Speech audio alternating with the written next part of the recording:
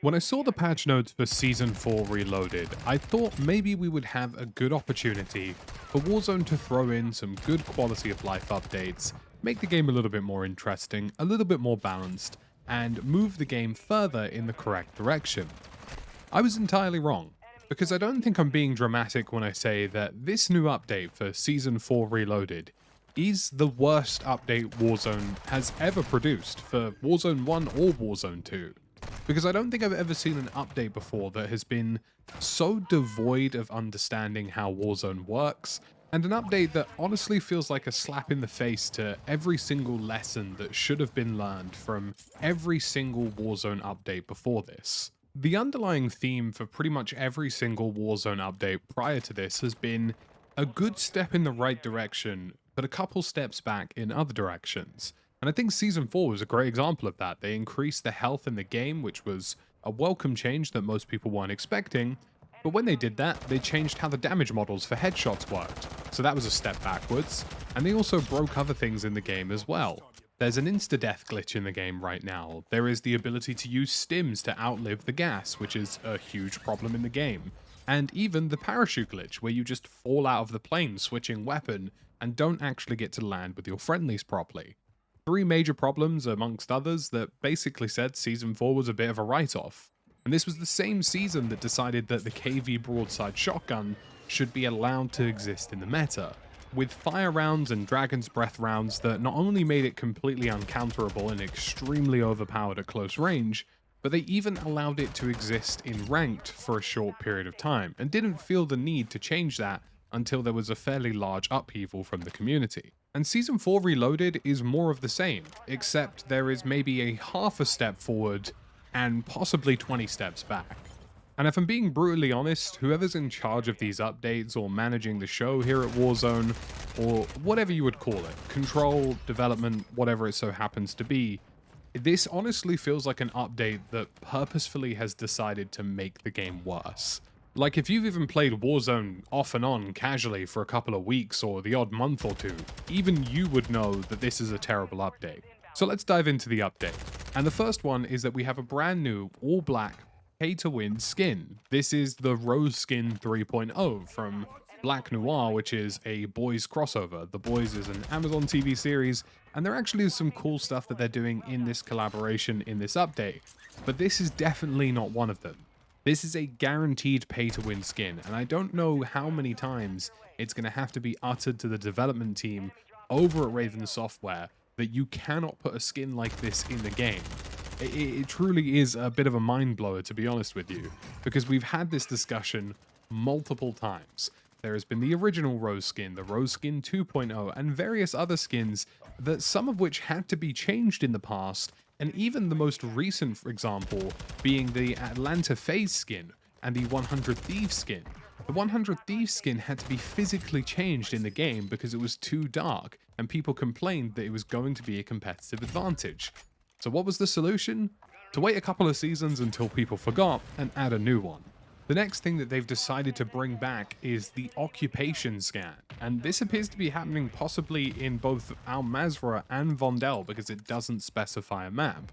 Now, for those of you who don't remember, the occupation scan was a random scan that occurred in the game, and if you weren't prone and dead still, you got marked on the minimap, which basically means that if you're an aggressive player who is moving around the map, you're going to be punished for doing that. Nobody has ever felt that occupation scans was a good idea. Most people who played Resurgence back in the day wanted it removed from the game, and they've decided to put it back in the game.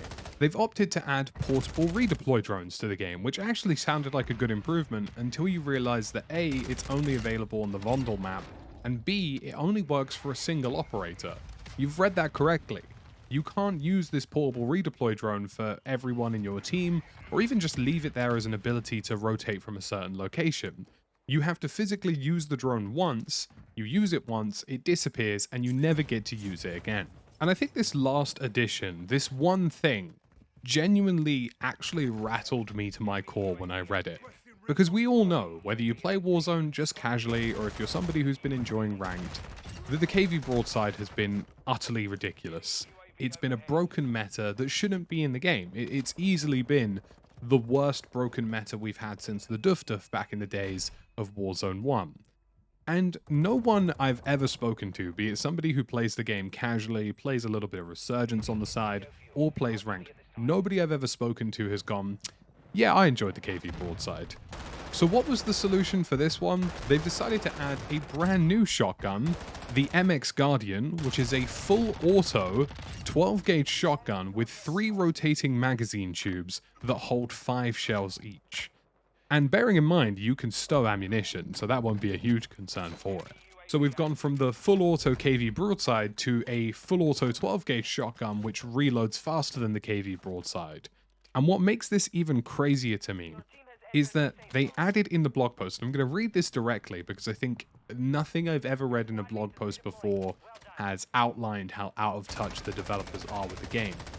They wrote, while the KV broadside reigns supreme in close to mid-range engagements, shotgun by the way, for a time, the MX Guardian has arrived to usurp the close-range crown. Equip the MX Guardian in your favorite close quarters loadout in multiplayer or as an overkill secondary slot for room clearing in Warzone. There is absolutely no way anybody who has decided to add this shotgun to the game, or has decided to balance it so that it is better than the KV broadside, by the way, because that's literally what they've said on paper here, plays Warzone, or even plays Call of Duty, because nobody thinks the KV broadside should exist as it does. It's the most overpowered weapon we've probably ever seen. And I can almost guarantee that this gun is going to be in Warzone ranked from day one because they won't bother patching it out, or they'll make some excuse that they'll try and balance it later on. I guarantee you that this is going to ruin Warzone ranked. I can guarantee you even further that this is going to ruin the World Series of Warzone's second phase of the tournament.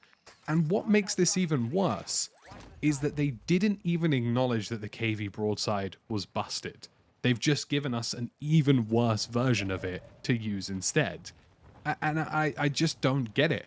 Like, I think everybody everywhere has universally made it clear that shotgun metas are bad metas in Warzone, because you cannot counter a shotgun.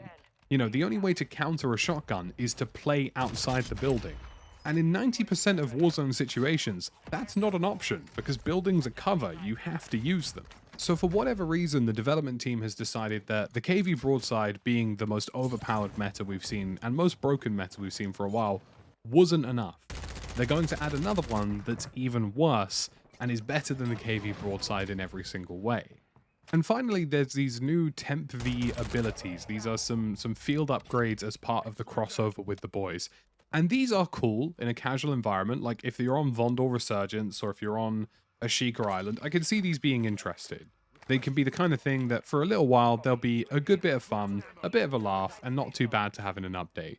They are special abilities, the abilities to have a charge jump so that you can jump across the map in leaps and bounds, an EMP shockwave, laser vision, which is exactly what it says, you fire laser beams out of your eyeballs and fly up into the sky like Homelander does, and the ability to teleport. Now these are cool, these are something that I actually think will be a bit of a laugh, and I'm kind of almost glad that they're going a little bit wacky with things, because casual versions of Warzone have always needed them to go outside the box a little bit.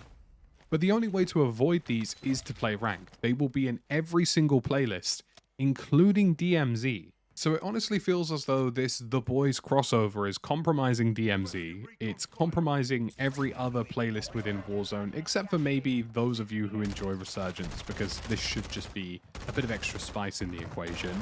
They've added an all-black skin to the game, which is absolutely going to chalk the game for the vast majority of people, if we're being honest. And opted to add a fully auto shotgun, which they have deliberately designed to be better than the KV broadside, a portable redeploy drone that you can't really use because they've opted to make it really strange, and added back the occupation scan, which nobody wanted in the first place. Now, there are some redeeming qualities to this update. There's a new gulag for Vondor, which actually looks really good, and these new abilities in Resurgence could actually be pretty fun and a good laugh. But once again, one step forward, 20 steps back. And they're not going to change any of these things. They're not going to patch out the shotgun or fix it. It's going to be busted for a couple of weeks, maybe even a couple of months. And the same applies to this all-black skin. This is literally a brand collaboration with a TV series. They're probably not legally allowed to alter the visual look of this skin. So once it enters the game, it's never going to change. It's always going to be that dark, and it's always going to be a broken skin. We're now very much into Season 4 of Warzone. You know, time now that this game has had months upon months to iterate, improve, fix bugs, and fix issues. And that's not been happening. Every single time they do something good, like increasing the health, they introduce 3 or 4 broken things, or make decisions that drag the game backwards. And before we've even seen the patch notes for Season 4 Reloaded, that might include a number of great fixes and quality of life improvements, it already doesn't matter, because they've already added a pay-to-win skin to the game. They're already going to add a shotgun that's going to break the game. And they're already going to mess around with the game with things like Occupation Scan that is going to take the game backwards. And I don't understand it. And I am being fairly honest when I say, I think this is the worst update they've ever put out. Because it's the most backwards thinking, the most out of touch, and the most just generally not good patch notes I think they've ever done. Like, this reads as a PR stunt, which it kind of is considering the boys crossover, but it reads as though the people who are behind these patch notes and putting this update out have never played Warzone, and possibly don't play Call of Duty. And I don't think that's me being very dramatic in that statement, and I think a lot of you in the comment section will agree. So, as always folks, thank you for watching. We're going to go into Season 4 Reloaded and see how things go, and I'll catch you in the next one.